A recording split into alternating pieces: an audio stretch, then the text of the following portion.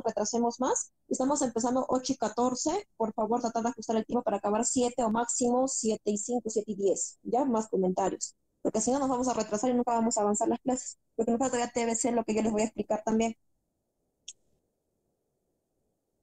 Está bien, doctora. Enrique Farfán. Ya, Bueno, empezamos. bueno, en esta oportunidad nos toca exponer sobre lo que es la tuberculosis extrapulmonar. También tenemos que tener en cuenta que la tuberculosis va a ser considerada como una de las enfermedades más infectocontagiosas en el mundo. Va a ser una infección bacteriana causada por Mycobacterium tuberculosis, que es una bacteria ácido alcohol resistente y es aerobia estricta.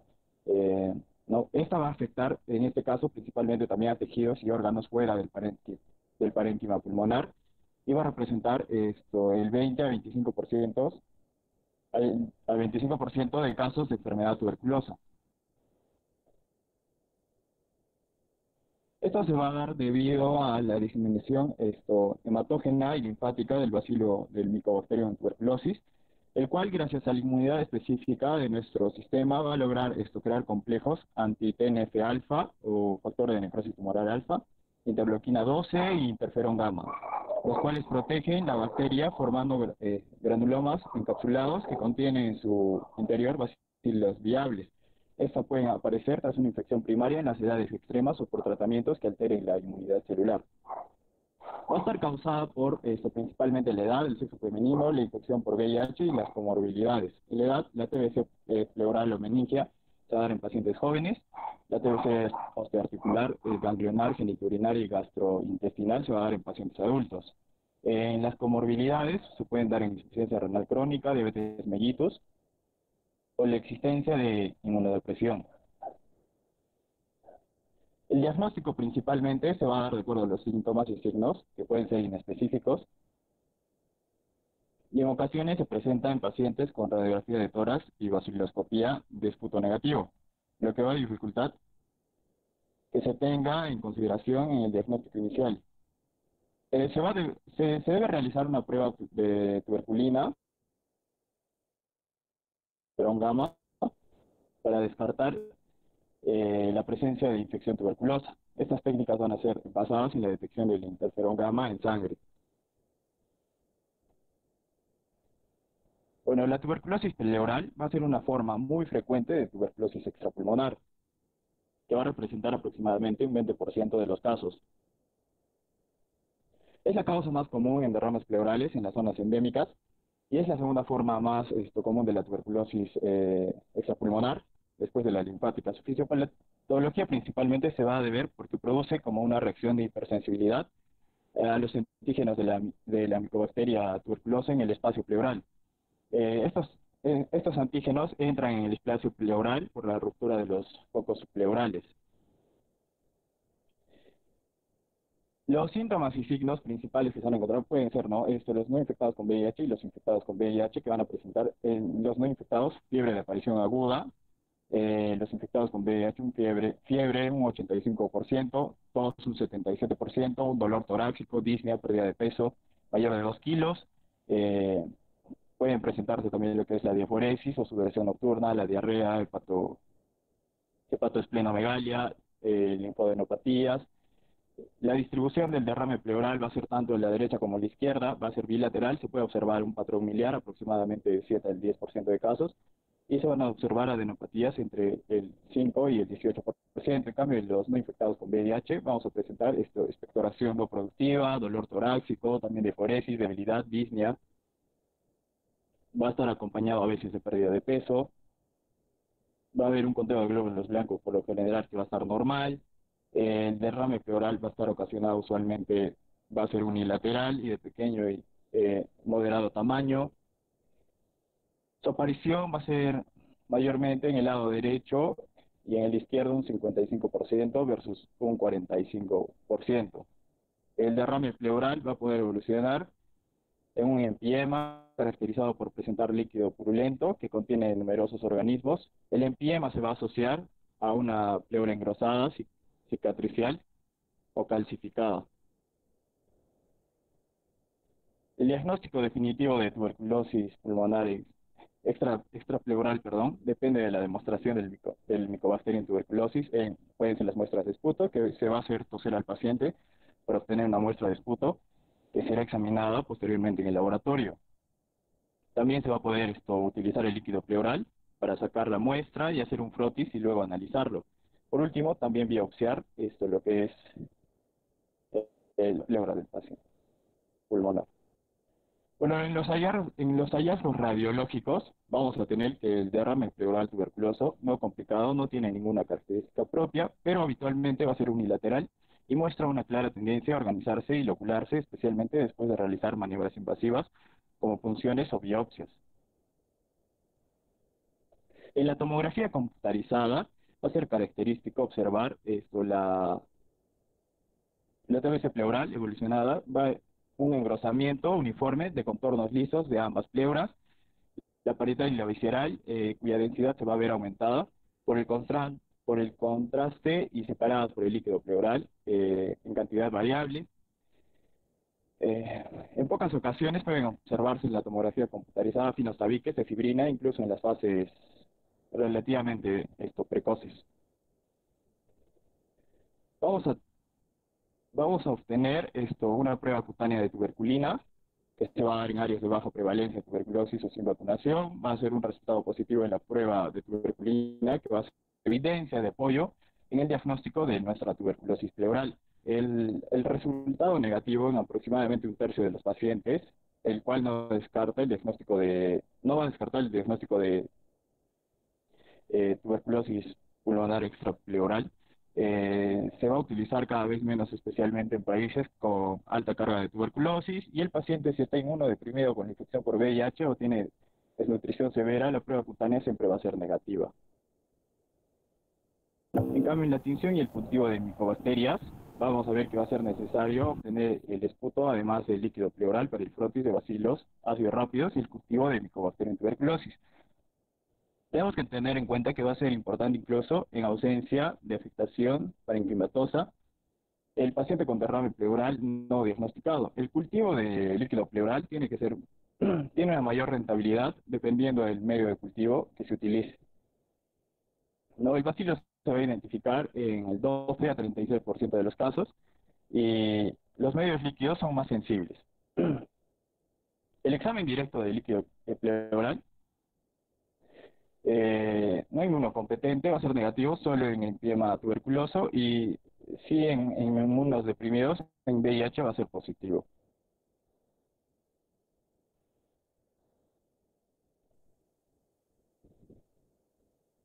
Sigue mi compañero. Continuando con la exposición, podemos ver otro examen complementario que se puede ver como es la adenosina disaminasa, el ADA, justamente en una efusión de una tuberculosis pleural. El nivel de ADA va a estar principalmente en el líquido pleural mayor de 40 unidades por litro.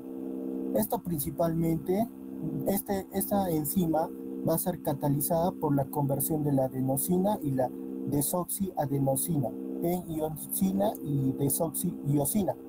Principalmente en estos casos, los niveles de ADA van a ser un método fácil y económico para el diagnóstico, aunque del todo claro se evidencia comparación con los interleucina gamma, que lo voy a explicar posteriormente, que son más fiables, a lo menos en este tipo de tuberculosis pleural. En este caso, las ADAs van a estar elevadas en pacientes con VIH, ya estas principalmente porque va a haber una disminución de lo que son los linfocitos TCD4.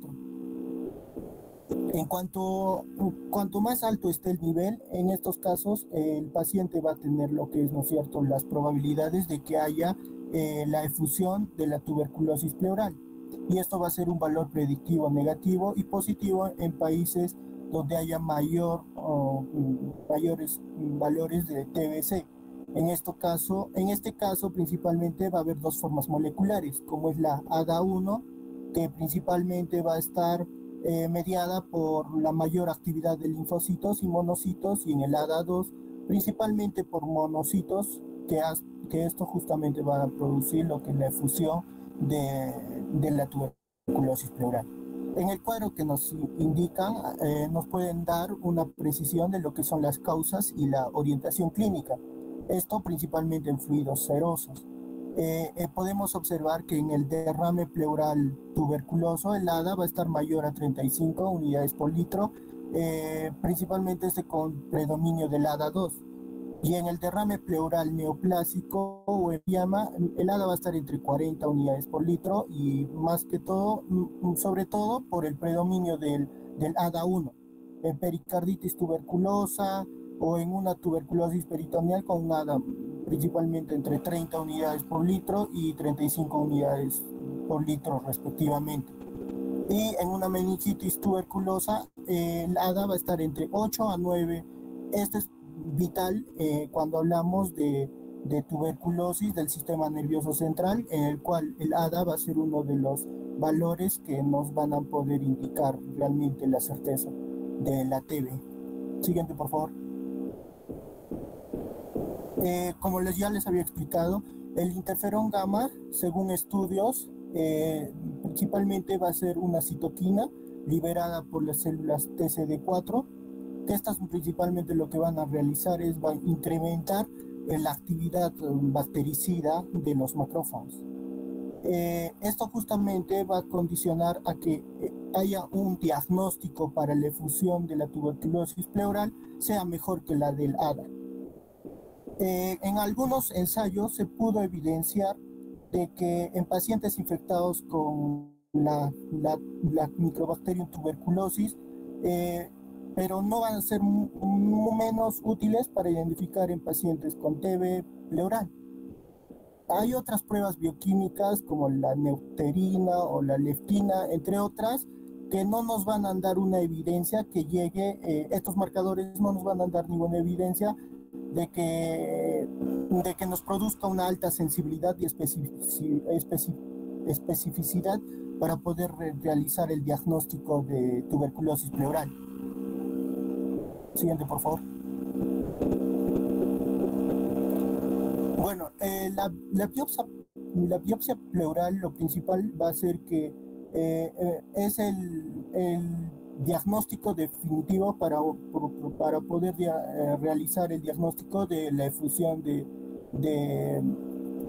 tuberculosis pleural.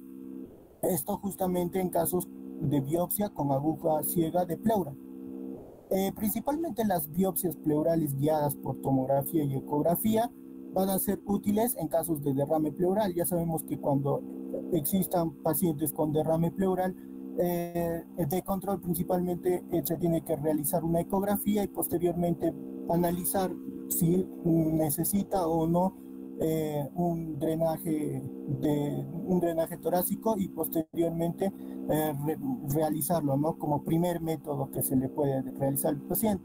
Ahora, ¿qué pasa si en aquellos pacientes donde no se ha podido realizar una toracocentesis como primera instancia, no se ha podido realizar en una o más opciones, y después una biopsia de aguja ciega tampoco no han podido ser definitivos? Entonces, en estos casos ya se necesitaría la utilización de lo que es la toracoscopía médica como último plan para poder realizarle al paciente. Siguiente, por favor. Aquí podemos observar las características del líquido pleural. El color va a ser un color paja. La concentración de la proteína va a ser principalmente de 3 gramos por decilitro. La lactato deshidrogenasa principalmente va a estar elevada y va a superar en algunos casos hasta los 500 unidades internacionales por litro.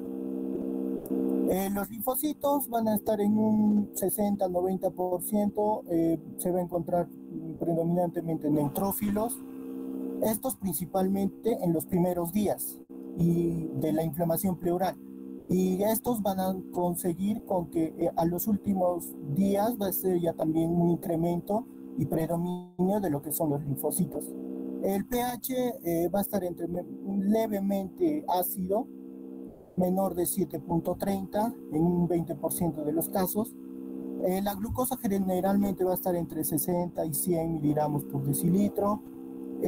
A los niveles de glucosa menores de 50 miligramos por decilitro van a estar entre 100 y 20%, y en menores de 30 miligramos de glucosa extremadamente baja van a ser raros, muy raros que se puedan observar. El recuento de células nucleadas principalmente van a estar entre 1000 o 6000 células. El líquido pleural rara vez contiene más de 5 células mesoteliales, muy escaso, y los eosinófilos también no van a ser muy comunes, más o menos se va a ver en el 10% de eosinófilos generalmente, que en alguna medida podría excluir el diagnóstico, ¿no?, de un derrame pleural tuberculoso. Siguiente, por favor. Bueno, ahora hablando sobre el tratamiento, ¿no? El tratamiento va a ser igual que en el en algunos casos. Principalmente cuando hablamos de una terapia antituberculosa, vamos a ver diferentes tipos de esquemas. Primero tendríamos que hablar sobre el esquema de la TB sensible. En este caso es aquellos pacientes que han estado expuestos o es su primera vez que tienen la TB, entonces se le considera como sensibles, o que son su primera vez, ¿no?, que están realizando. Entonces, en estos casos, el tratamiento van a ser de 2 meses con rifampicina, isoniazida, piracinamida y etambutol.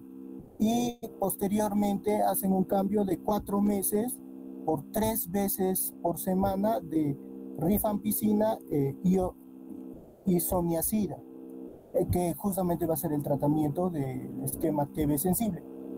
Aquí, además, en los cuadros podemos explicar de que va a haber, las dosis van a ser para mayores de 15 años en la primera fase, que van a ser de 5, la isoniazida, la rifampicina de 10, la piracidamida de 25 y el etambutol de 20.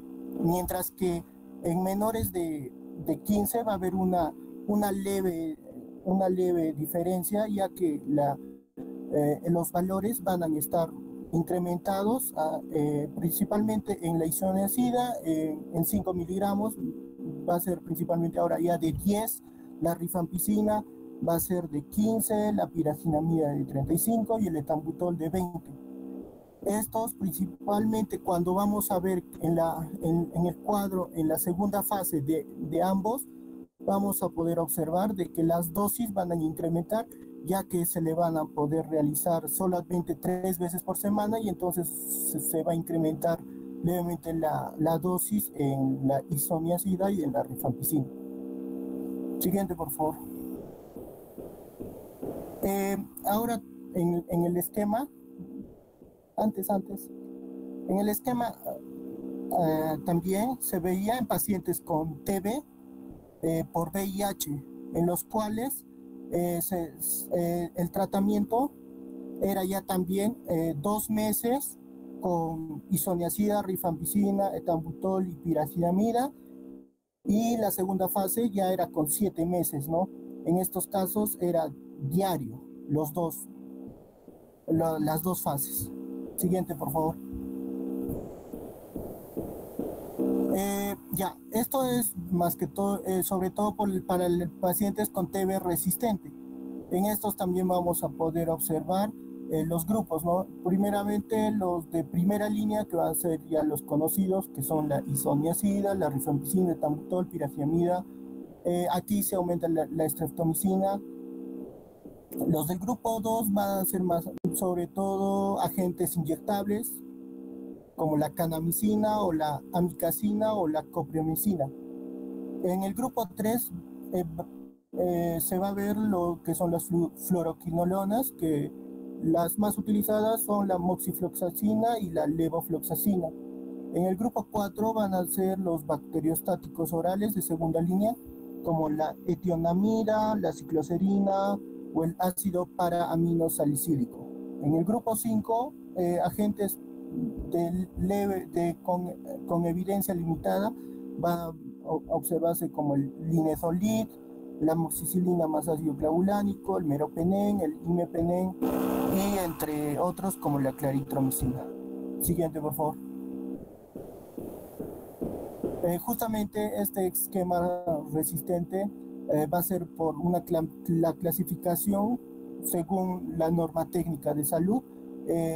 Lo clasifica en grupos, ¿no? El grupo A, que van a ser las fluoroquinolonas; el grupo B, los inyectables de segunda línea, con las dosis de 15 a 20 miligramos por kilogramo.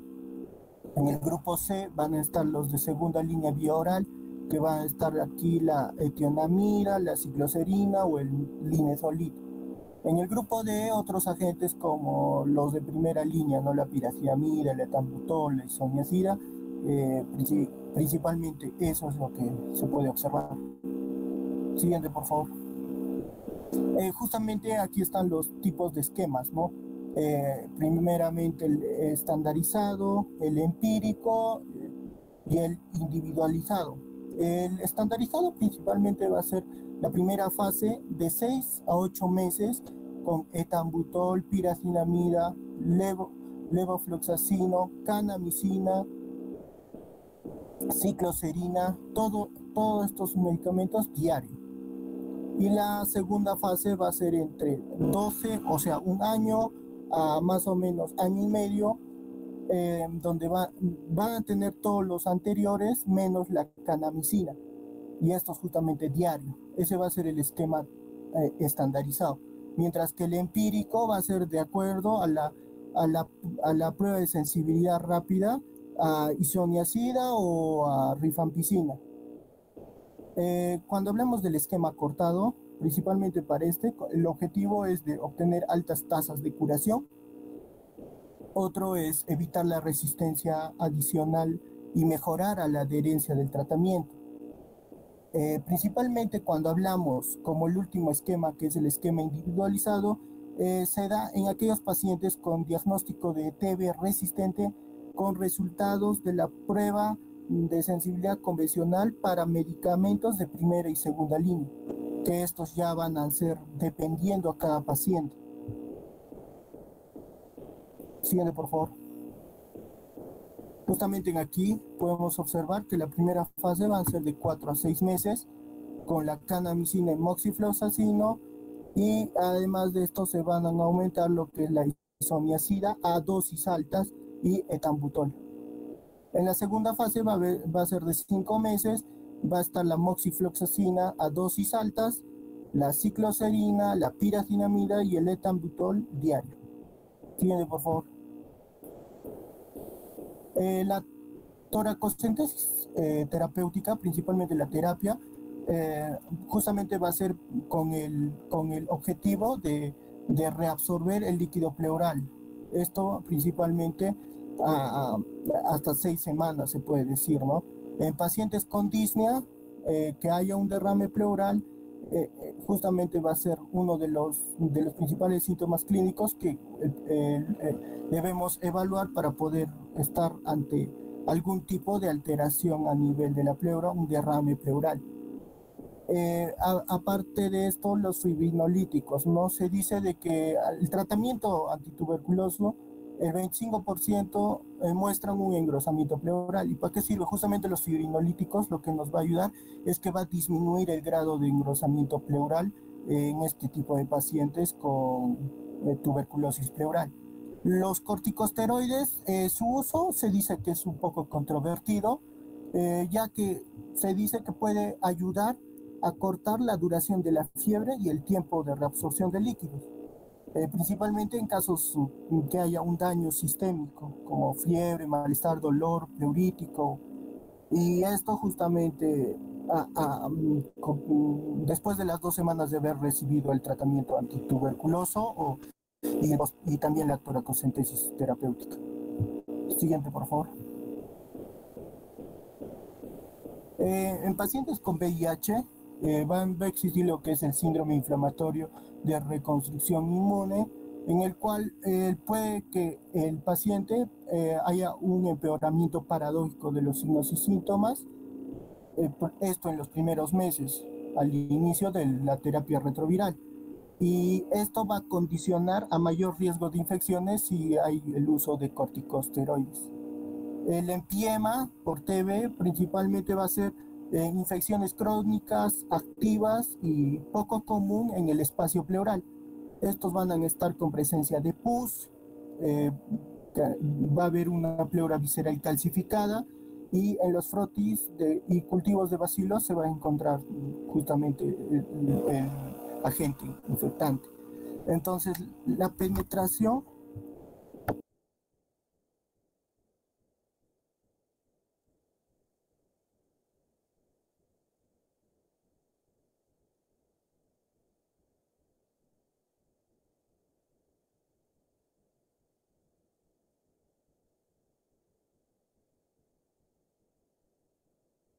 Doctores, no les logro escuchar. Se estancó la presentación.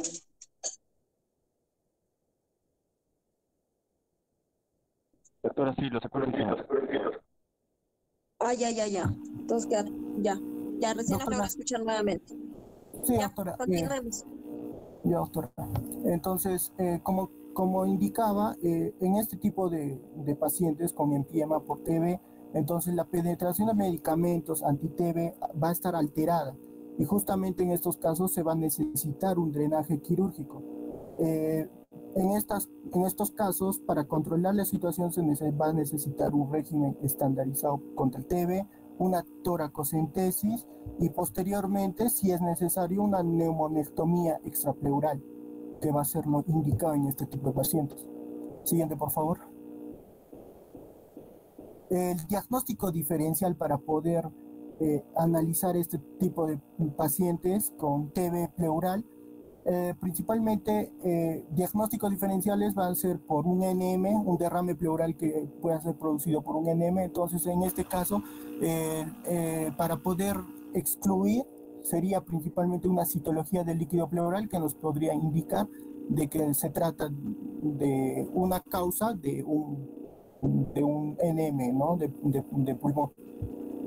Entonces, en estos casos ya estaríamos diagnosticando. Otro sería la insuficiencia cardíaca congestiva, que para estos casos se le realizaría una ecocardiografía y con lo cual ya nos estaría dando una idea de qué tipo de insuficiencia cardíaca nos está hablando. Ahora, un paraneumónico empiema, justamente como ya lo había indicado antes, un cultivo bacteriano nos podría dar la certeza de que se trata de un embriema. En el ADA del líquido pleural puede elevarse en casos de empiema bacteriano, un mesotelioma, un cáncer de pulmón. En casos de linfoma también es muy frecuente, derrame paraneumónico y en neoplasias hematológicas. El ADA2 va a estar principalmente en derrames tuberculosos y el ADA1 en otras condiciones. Las causas alternas a los derrames pleurales pueden coexistir, pero principalmente cuando hablamos de causas granulomatosas no tuberculosas, vamos a ver dos tipos, ¿no? que pueden confundirnos. Los granulomas caseificantes y los granulomas no caseosos. En estos casos, los caseificantes que nos podrían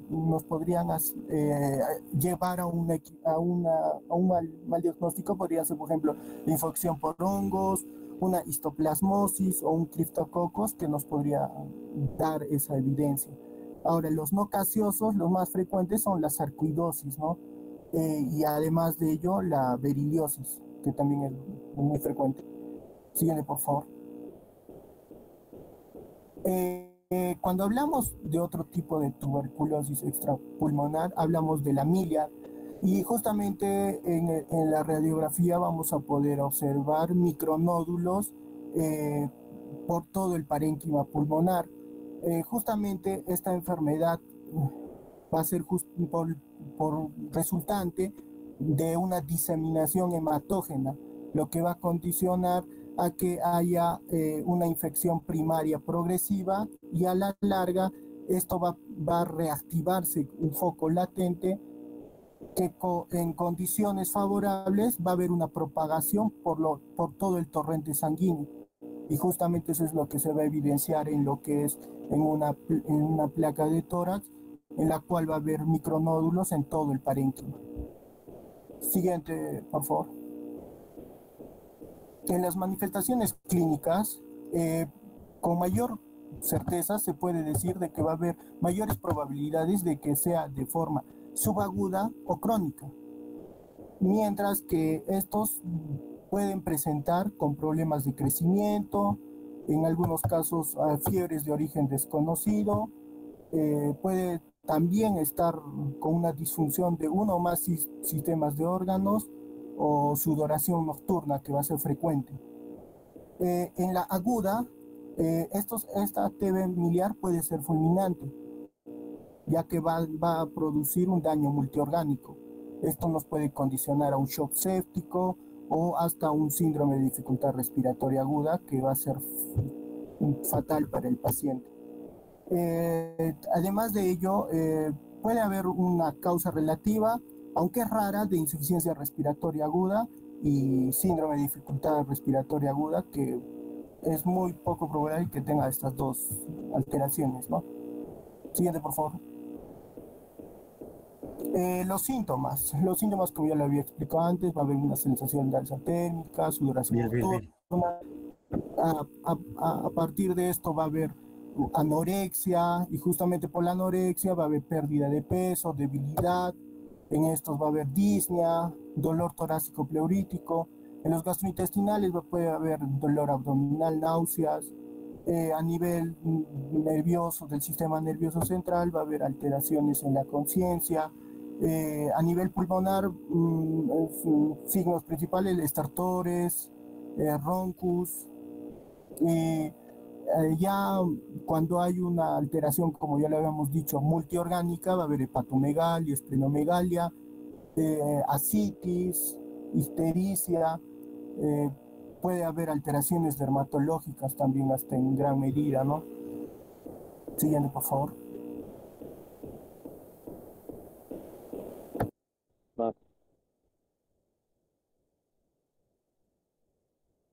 ¿Se me escucha? ¿Se me escucha? Ya. Sí, continuando con la... continuando con la exposición en relación al tema que estábamos tocando, que viene a ser la tuberculosis miliar,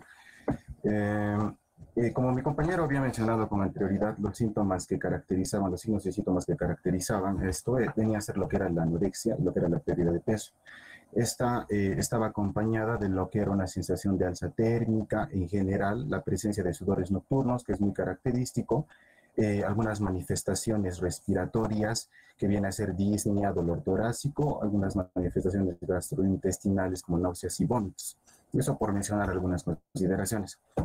En relación al diagnóstico, se tiene que, para realizar un correcto diagnóstico o establecer el diagnóstico, se tiene que identificar al Mycobacterium tuberculosis. Esta se obtiene de una muestra mediante la biopsia y a esa se le realiza el cultivo. Se considera, por ejemplo, la punción lumbar para obtener lo que es el líquido cefalorraquídeo.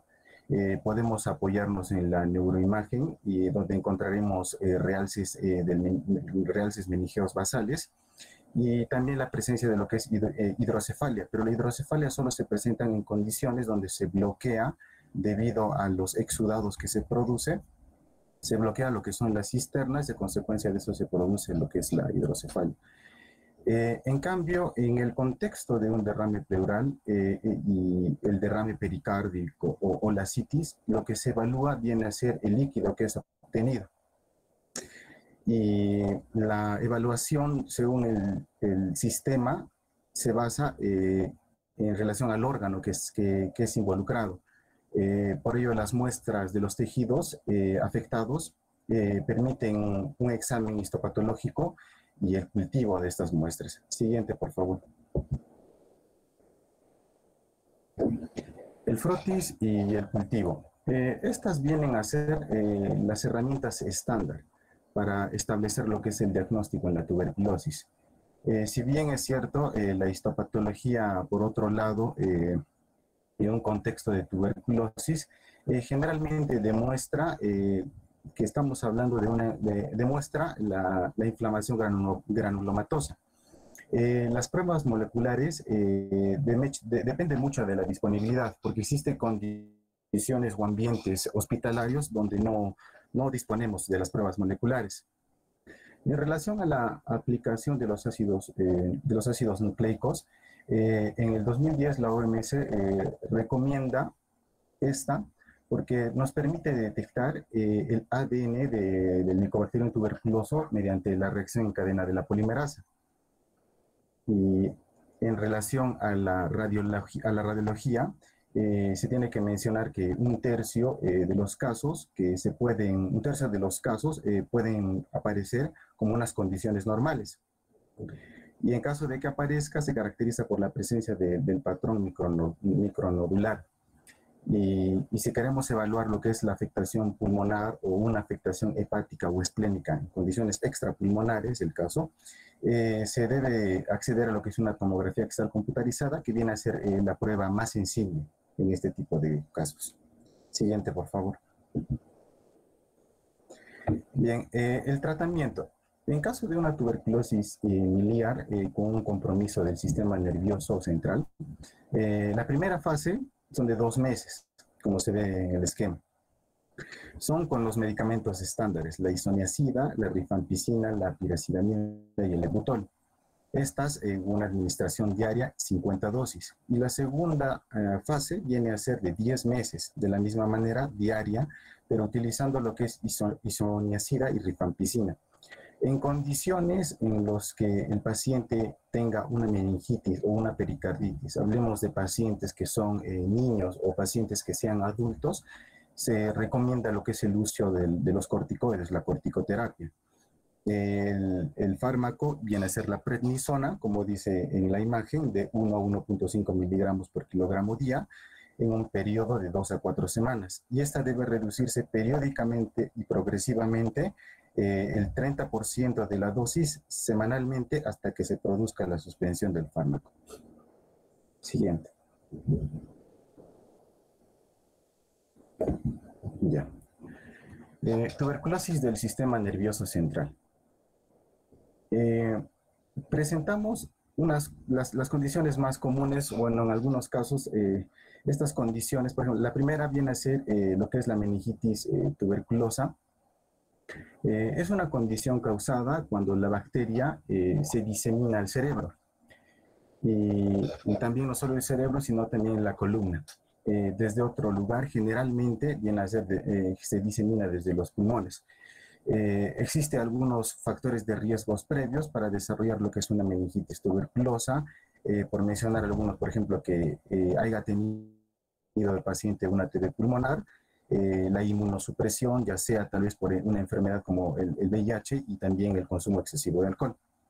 El granuloma tuberculoso se produce cuando hay una diseminación hematógena. Es un proceso inflamatorio granulomatoso y radiológicamente inclusive puede confundirse con un tumor maligno. Y también tenemos la espondilitis tuberculoso. Esta viene a ser una condición que constituye el 2% de los casos de tuberculosis y un 50% de los casos en una tuberculosis esquelética. Siguiente, por favor. La patogenia. En el gráfico se trata de explicar que en el momento en el que existe una exposición a la bacteria se aerosoliza por la tos. Entonces, esa es la manera en la que entra a nuestro organismo. Esta es inhalada y una vez que ha sido inhalada se produce lo que es el foco primario. Como se puede ver en la parte izquierda, el foco primario, también llamado complejo primario de Gom. Ese complejo primario de Gom viene a ser el primer lugar donde existe el contacto de la bacteria. Se podría decir que es el primer lugar donde se lucha con la bacteria.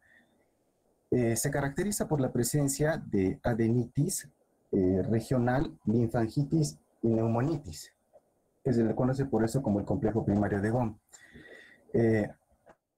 A este nivel se produce la activación de células T, se produce la activación de macrófagos, como ya lo había hablado anteriormente, la liberación de interferón gamma, de factor de necrosis tumoral alfa. Una vez de que se produce el complejo primario de Gom, que en una placa radiológica se le conoce de otra manera, como ahorita no tengo el nombre, viene a ser la primera lucha que se da con la bacteria. Si esta persona por algún motivo está inmunosupresa, ya sea por la edad o por alguna enfermedad concomitante, se produce la reactivación.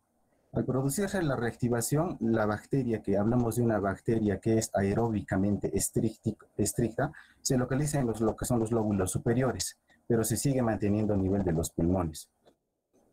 En caso de que la infección proceda, se conoce como la primoinfección, que esta no está tanto en lo que es los lóbulos de los pulmones, sino ya se encuentra específicamente en lo que es el lóbulo medio y el lóbulo inferior. Siguiente, por favor.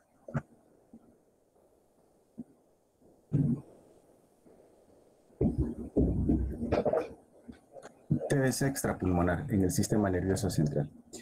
Ya, la característica de una TBC en el sistema nervioso, de una TBC en el sistema nervioso, es la presencia de lo que ya habíamos hablado antes como la hidrocefalia. Se presenta ya sea por un bloqueo de lo que son las cisternas o también por la presencia de exudados densos que son producidas por las meninges. Existen otras manifestaciones que vienen a ser la presencia de aracnoiditis proliferativa. Estas, como se ve en el lado, estas son lo que son masas fibrosas que recubren los nervios craneales adyacentes a los vasos penetrantes. También la presencia de vasculitis con aneurismas relevantes y la presencia de trombosis e infartos que pueden afectar lo que son vasos sanguíneos pequeños en algunas condiciones y también también de gran tamaño. El siguiente, por favor. En relación a la epidemiología, en nuestro país para el 2010 se han presentado 32.477 casos de lo que es tuberculosis. De estas tuberculosis extrapulmonares fueron entre un 5 a un 20%. Y en relación de estas extrapulmonares, comprenden un 5%. De relación de estas, comprende un 5% los relacionados con lo que es el sistema nervioso central. Estas están relacionadas en nuestro país a lo que son factores de riesgo, como vendría a ser el estado nutricional de las personas, el hacinamiento, el alcoholismo, la desnutrición, las malas condiciones de vida, las exposiciones con los enfermos de tuberculosis pulmonar, la exposición a tosedores en general, y la inmunosupresión, ya sea por el uso inadecuado de los corticoides, lo que es común en nuestra sociedad, y la presencia de neoplasias y enfermedades inmunosupresoras. Siguiente, por favor.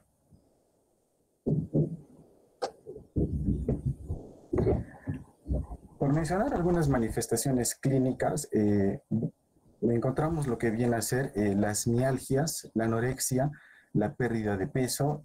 También se considera dentro de las manifestaciones clínicas lo que son los sudores nocturnos, la fatigabilidad, el síndrome consuntivo, también la pérdida de peso.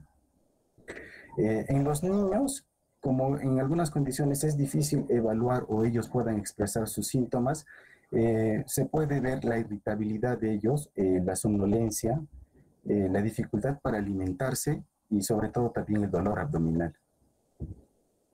Siguiente, por favor. El cuadro clínico. El cuadro clínico se caracteriza por el episodio febril, el cual progresa en 3 fases. Acá podemos observar lo que son las 3 fases, la fase prodrómica, la fase meningítica y la fase paralítica. La fase prodrómica se caracteriza por la aparición insidiosa del malestar general. Esta puede durar entre lo que son de 2 a 3 semanas. La presencia de cefalea, fiebre baja y lo antes mencionado. En la fase meningea ya se produce lo que es una cefalea prolongada, en comparación de la anterior, que hablamos de una cefalea que no era prolongada. Y las características neurológicas más pronunciadas vienen a ser lo que es el vómito, el letargo, la confusión. En la fase paralítica ya empieza lo que son las paresias y las plejías, y con la presencia también en condiciones muy graves de lo que es el estupor y el coma. Siguiente, por favor. Ya. El cuadro clínico. Teniendo en cuenta dos aspectos importantes, el primero que vendría a ser el estado mental y los signos neurológicos focales, estos deben clasificarse en los pacientes según la etapa de enfermedad. Es por ello que existen estos estadios. En el estadio 1, lo que caracteriza el estadio 1 viene a ser la ausencia de lo que son focalizaciones. Entonces, el paciente aparentemente no tiene ningún signo neurológico y no presenta hidrocefalia. En el estadio número 2 puede presentar algunos signos focales. Por eso, alguna manifestación común es la presencia de paresias, no tanto de plejías, pero sí de paresias. Y las parálisis de algún nervio craneal. También la confusión y el letargo. En el estadio tipo 3, en el estadio 3 se produce ya la presencia de plejías, de complicaciones. Y no solo la parálisis de un nervio, sino de múltiples nervios. Entonces, en este tipo de condiciones hablamos de una enfermedad avanzada, donde existe la presencia del delirio, del estupor y del coma. Siguiente, por favor.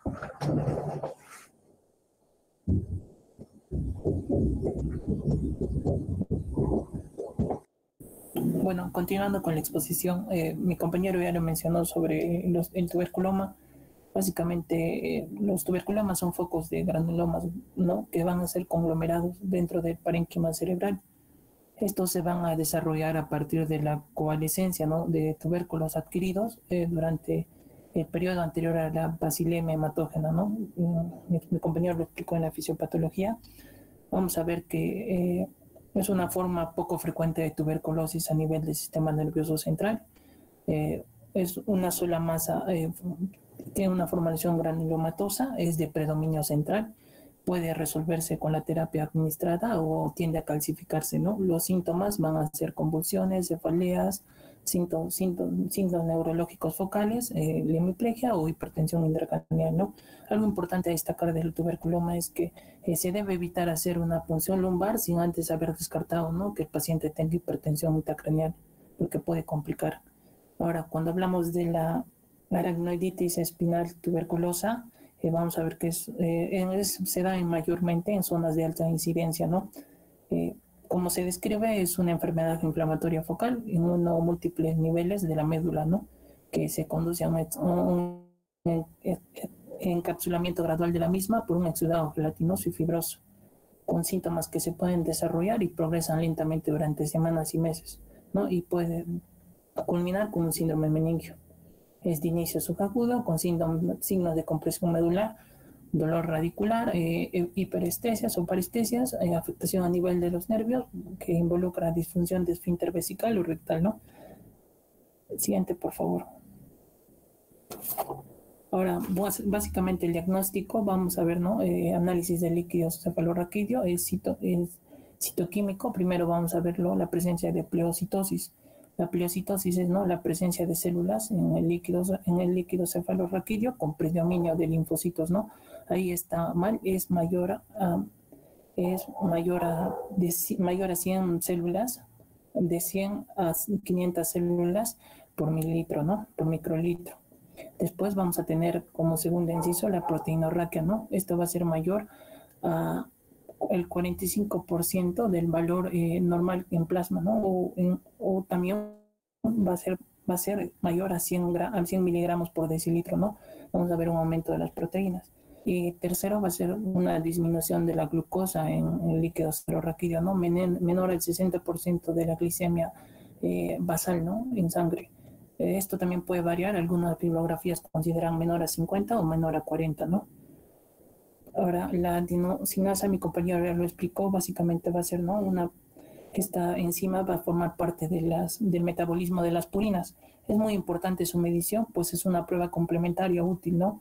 Tener en cuenta que la elevación de esta se da mayormente en respuestas inmunes de tipo celular, como infecciones bacterianas y neurocitosis, no siendo específica para meningitis tuberculosa, ¿no? También puede ser neurobrucelosis. Siguiente, por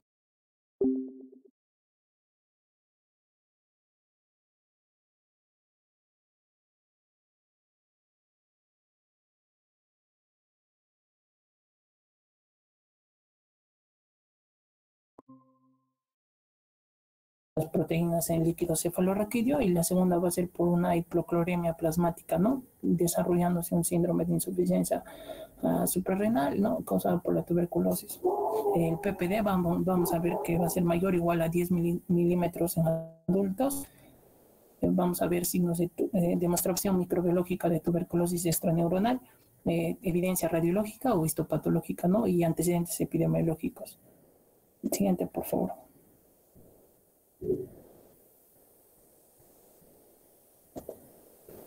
Siguiente, por favor.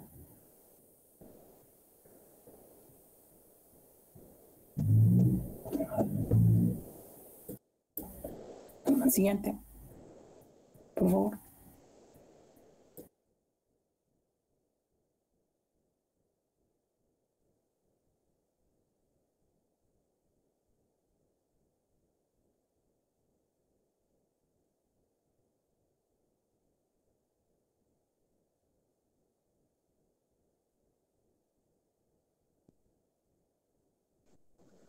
Bueno.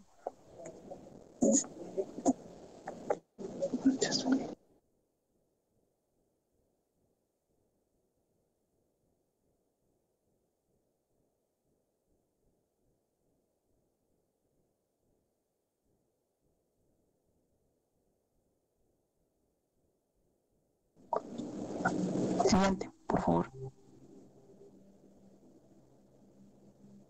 Bueno, en análisis de líquido cefalorraquídeo, el color santómico se va a ver en infecciones bacterianas, también se puede ver en otras patologías. Vamos a ver, ¿no? Lo que he mencionado, proteinorraquia, hipoclororraquia, ¿no? Y baja glucosa, aumento de proteínas y un aumento de células, una pleocitosis, ¿no? De predominio linfocítico, aunque no se debe de estar en situaciones precoces, va a haber un aumento de polimorfonucleares, ¿no?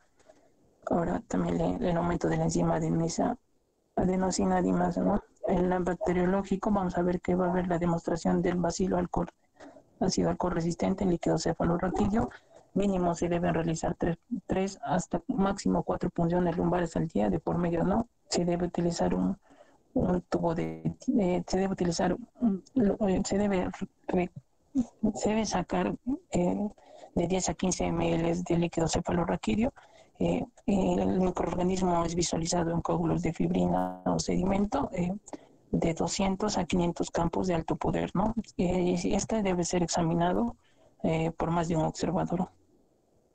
Siguiente, por favor. Bueno, en imagenológico vamos a ver, ¿no? La tomografía axial computarizada y la resonancia magnética, básicamente lo que tenemos que identificar en la tomografía axial computarizada. Siguiente, por favor. Lo que se debe ver en la tomografía axial computarizada, que ya lo han mencionado, es primero la hidrocefalia, segundo los exudados basales, ¿no? A nivel de los ganglios basales, 3 el infarto, los infartos periventriculares, y cuarto la presencia de tuberculomas. La asociación de hidrocefalia más exudados basilares es una fuerte sospecha, ¿no? De que el paciente tiene una meningitis tuberculosa complicada, ¿no? Va a ser normal en un 30% para estadio 1, que mi compañero ya lo ha mencionado. Recordar que la resonancia magnética es superior a la tomografía axial computarizada para definir lesiones a nivel de ganglios basales, mesencéfalo y tronco de encéfalo. En la imagen A podemos ver lo que es, ¿no? Vamos a ver la combinación de... esta imagen va a estar ponderada en T1, es un corte de plano sagital, va a mostrar lo que es hidrocefalia a nivel del ventrículo lateral, esto como se puede ver en el asterisco, y a nivel del cuarto ventrículo, ¿no?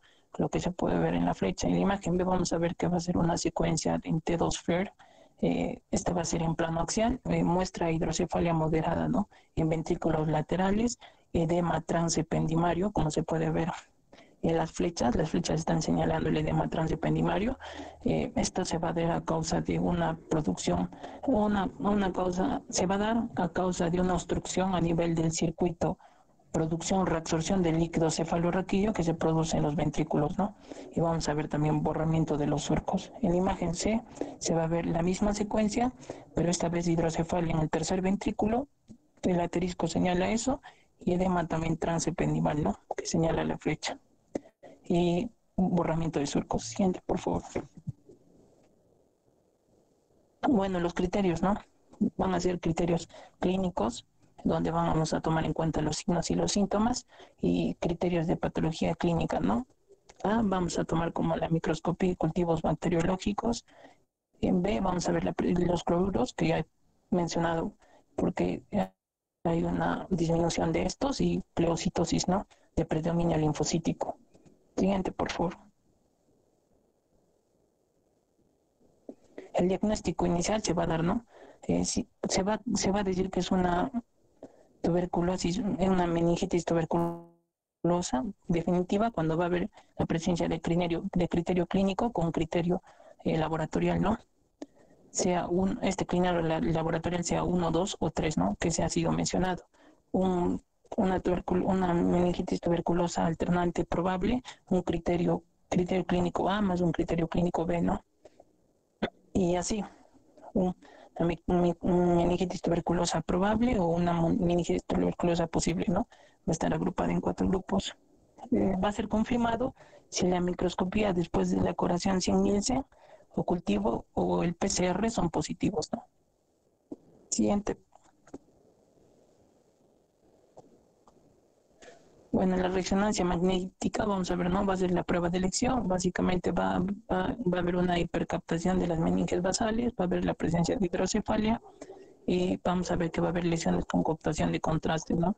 El diferencial va a estar dado, ¿no? Por un recuento celular linfocítico con baja glucosa en líquido cefalorraquídeo y alto contenido de proteínas, ¿no? Que también se va a ver en la criptococosis y en infecciones fúngicas granulomatosas, ¿no? Como es la brucelosis no, producidas por bacterias como la brucela y el treponema pallidum. Siguiente. En la imagen se puede ver, ¿no? En T1, después de contraste, se ve, ¿no? Todo lo describido. Siguiente, por favor. Ahora hablamos del tuberculoma. El diagnóstico va a ser, ¿no? Un TC con contraste. Vamos a ver que en la etapa inicial va a ser de baja densidad o isodensas, ¿no? Va a haber poca encapsulación, y en la etapa tardía van a estar bien encapsulados y isodensos, y va a haber la presencia de anillos periféricos. Las flechas señalan, ¿no?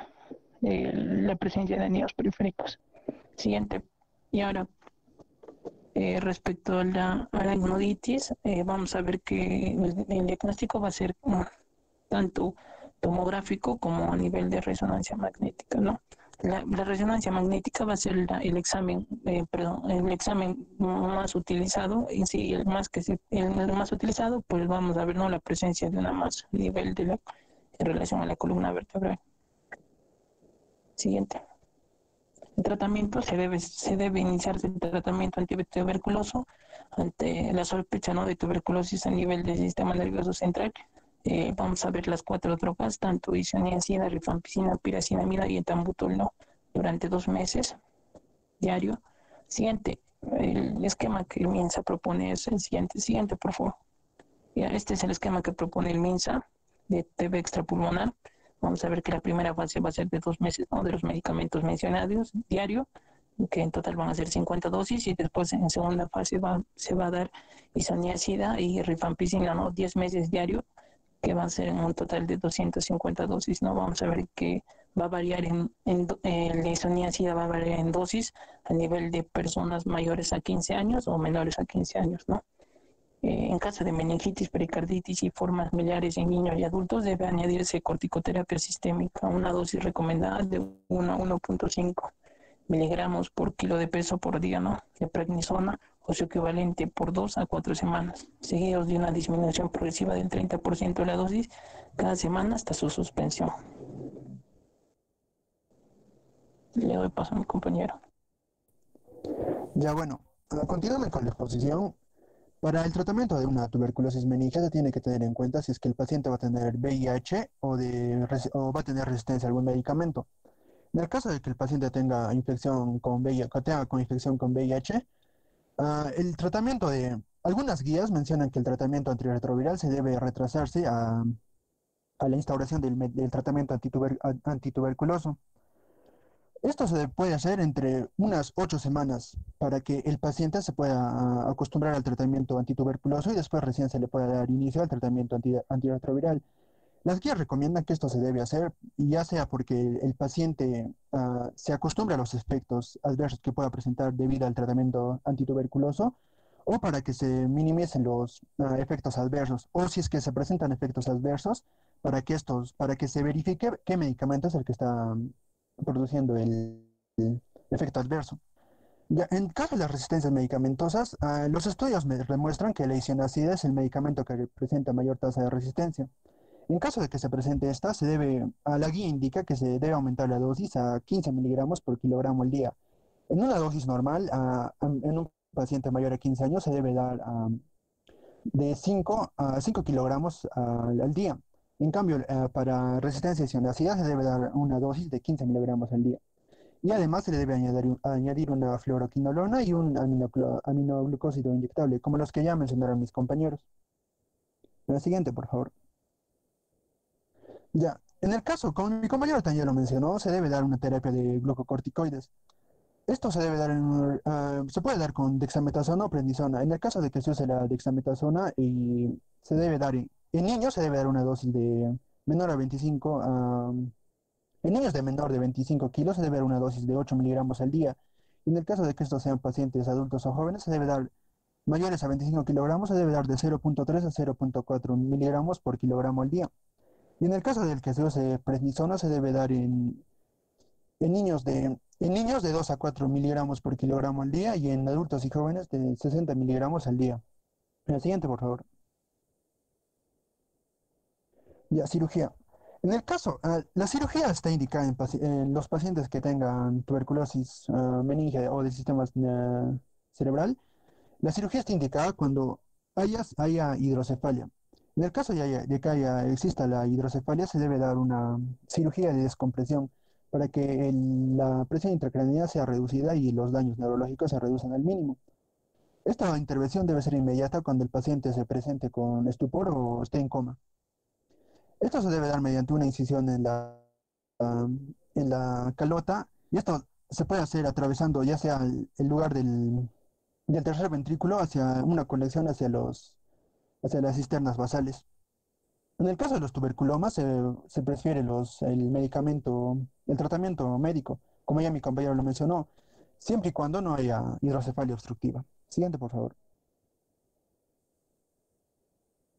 Ya, eso también mi compañero lo mencionó, el estadio y pronóstico de la tuberculosis meningia. Solo para recalcar algunos puntos de esto, esto se va a dividir en 3 estadios, que van a ser el estadio temprano, el estadio intermedio y el estadio avanzado. Por esto se debe utilizar la escala de Glasgow. En el estadio 1, como se puede ver en el cuadro azul, el paciente está con un Glasgow de 15 y no tiene déficit neurológico focal. En el grado 2, el paciente ya tiene algunas alteraciones neurológicas y va a tener un Glasgow de 10 a 14 y se va a presentar con déficits focales moderados, ya sean hemiparesias o parálisis de nervios craneales. En este caso, los nervios más afectados son el tercero, el cuarto y el sexto par craneal. Y en el grado 3, el paciente va a tener Glasgow menos de 10 y ya va a tener un deterioro neurológico grave que va a cursar con hemiplejías. En el caso de los grados 2 y 3, ya el paciente tiene menos pronósticos de recuperación, y por eso es muy importante que se detecte cuando el cuadro esté recién en estadio 1. Factores que también van a ser malos pronósticos para el estadiaje de la meningitis van a ser la edad avanzada, la coexistencia de enfermedad miliar, la elevación extrema de las proteínas en el líquido cefalorraquídeo, el bloqueo espinal y la marcada reducción de la glucosa en el líquido cefalorraquídeo. Siguiente. Ya, las complicaciones que puede causar la meningitis por TBC pueden ser la hidrocefalia, el tuberculoma intracraneal, la arachnoiditis oftoquiasmática o arachnoiditis basal, vasculitis, abscesos cerebrales y SIGAT.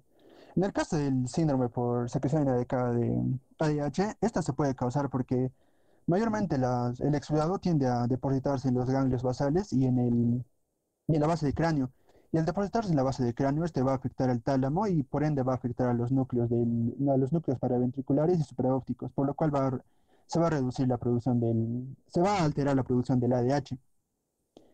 Y en el caso de la hidrocefalia, como ya lo mencioné, y como también mis compañeros lo hicieron, puede ser debido a los tuberculomas que pueden causar la obstrucción y por ende no se altere producción y absorción del líquido cefalorraquídeo. Las secuelas que puede dejar este cuadro son las convulsiones, una ataxia, deterioro visual y parálisis de nervios craneales. Como ya lo dije, los nervios craneales más afectados van a ser el tercero, el cuarto y el sexto. En el caso del deterioro visual, este se va a darse porque va a afectar el quiasma óptico. Siguiente. Y ahí, por último, vamos a hablar sobre la TBC del sistema musculoesquelético.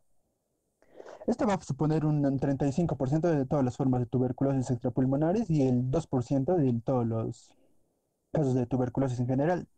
La mitad de estos pacientes con esta afección van a van a presentar la enfermedad en la columna vertebral, siendo esta por una diseminación ya sea hemática o linfática, o también por la presencia de abscesos que van a drenar hacia la columna vertebral.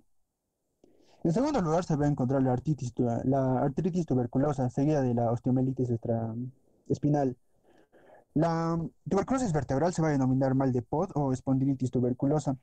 Esto va a afectar principalmente a la columna la lumbar en adultos y a la dorsal baja en los niños. La artritis tuberculosa va a tender a localizarse en las articulaciones que soportan peso, ya sea la cadera o la rodilla, especialmente en las de tipo monoarticular. Estas mayormente se van a presentar en las rodillas. Siguiente. Ya, la patogenia de la tuberculosis osteoarticular está, en primer lugar, esta se va a presentar tras un periodo de tuberculosis primaria. Luego, se va a producir una basilemia diseminada, la cual ya sea por vía linfática o hematógena, va a diseminar los bacilos hacia los cuerpos vertebrales, ya sea en el caso del mal de Pot. Y estos incluso se pueden presentar en la edad adulta. En el caso de la tuberculosis espinal, va a afectar a los cuerpos, a las caras anteriores de los cuerpos vertebrales, lo cual va a producir una destrucción ósea y necrosis gaseosa. Posteriormente, la infección se va a diseminar a través del ligamento anterior o del ligamento longitudinal posterior y va a afectar a las vértebras, ya sea superior o inferior, a la vértebra dañada. Y esta destrucción va a producir colapso del cuerpo vertebral y acompañado de herniación discal con una deformidad de la columna, lo cual va a producir a los pacientes cifosis angular. Y en los casos de artritis tuberculosa, los granulomas van a tener proliferación sinovial con fusión articular, destrucción cartilaginosa con posterior desorganización de la arquitectura articular y deformidad. Como se puede ver en la imagen, la arquitectura ósea de la mano está alterada. Siguiente, por favor. Ya, las manifestaciones clínicas de estas van a ser el dolor, el síntoma más característico va a ser el dolor. En este caso se va a presentar con lumbalgia. Otros síntomas que pueden acompañar estos cuadros van a ser la contractura muscular, las rigidez de la columna vertebral y esto va a ser producido entre semanas y a meses. En primera instancia el paciente no va a notar, solo va a notar algunas incomodidades en la columna vertebral o en la columna cervical, dorsal o lumbar. Pero con el pasar del tiempo esto se va a producirse hacia una cifosis angular, lo cual va a llevar a la consulta al paciente. Estos cuadros se pueden acompañar de un síndrome constitucional en el 40% de los casos. Y la compresión medular con paraplegia se va a denominarse paraplegia de Pot. Esto va a ser cuando la enfermedad va a afectar al canal raquídeo. En el caso de la artritis tuberculosa, esta va a ser generalmente monoarticular y va a ser más frecuente en la cadera. Pero otros mencionan que va a ser más frecuente en la rodilla. Esto también se va a presentar con dolor, hinchazón, pérdida de la movilidad articular progresiva.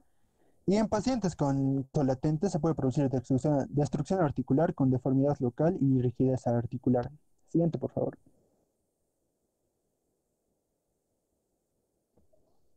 Ya. Para el diagnóstico. En primer lugar, para el diagnóstico tenemos que tener en cuenta la historia clínica del paciente. Se necesita hacer una anamnesis más profunda para detectar estos cuadros. Los casos más frecuentes de retraso del diagnóstico va a ser no considerar la tuberculosis como la tuberculosis como causa en aquellos pacientes que van a tener una radiografía torácica normal. En pacientes que van a presentar fístulas cutáneas y en los que el cultivo del exudado va a revelar una bacteria u hongo colonizador sin presencia del Mycobacterium tuberculoso, se puede asumir que el patógeno causal va a ser el hongo colonizador, lo cual nos puede llevar a confundir el diagnóstico y descartar la tuberculosis. En pacientes con VIH, los niveles de CD4 altos, sin otros síntomas de tuberculosis y con PPD negativa, también nos puede hacer descartar el diagnóstico, por lo cual debemos estudiar las otras pruebas para que se confirme el diagnóstico de tuberculosis.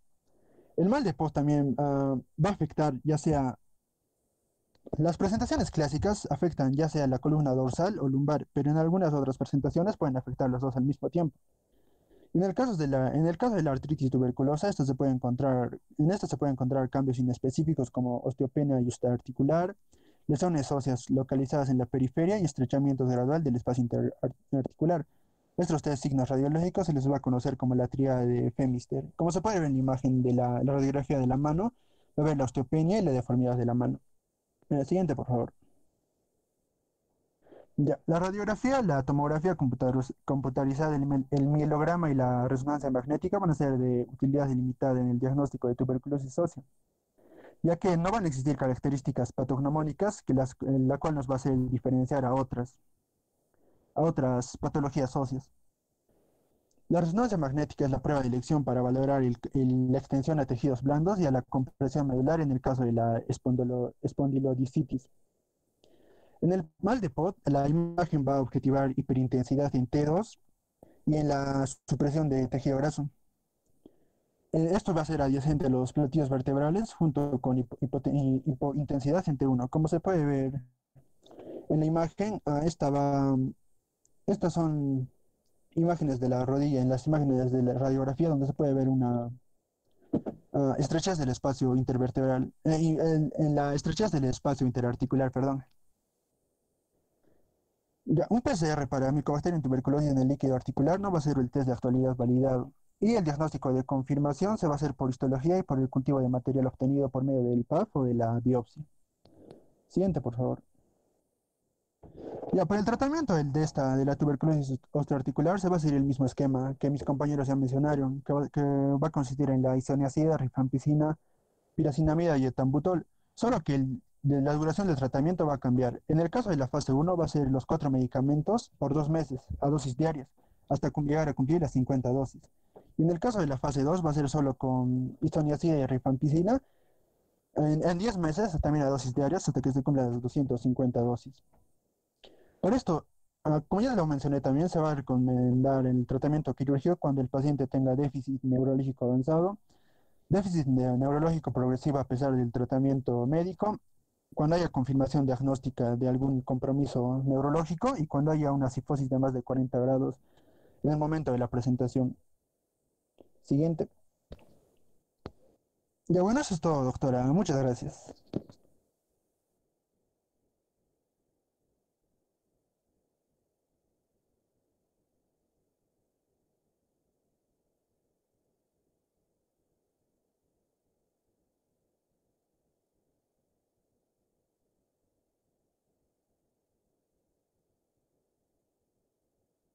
¿A dónde? Ya, doctores, a ver, estamos un poquito contra el tiempo. Miren, en recomendaciones, en cierta forma, varias de las tuberculosis que han hablado ahora explicando tienen que ver mucho en la fisiopatología en común. Así que hay cosas que yo asumo que ya lo han interiorizado. Pues su compañero también por eso al final repetía bastante, ¿no? Como ya lo dijo mi compañero, como ya lo dijo, porque la tuberculosis, el mecanismo de ingreso es casi unitario, no es una diseminación hematógena. Vamos a repasarlo ahorita con la clase que vamos a empezar. Y vamos a consolidar algunas cosas que creo que se deben mejorar o actualizar algún tipo de información. ¿Alguna pregunta, duda? Ahorita antes de empezar, yo voy poniendo las diapositivas.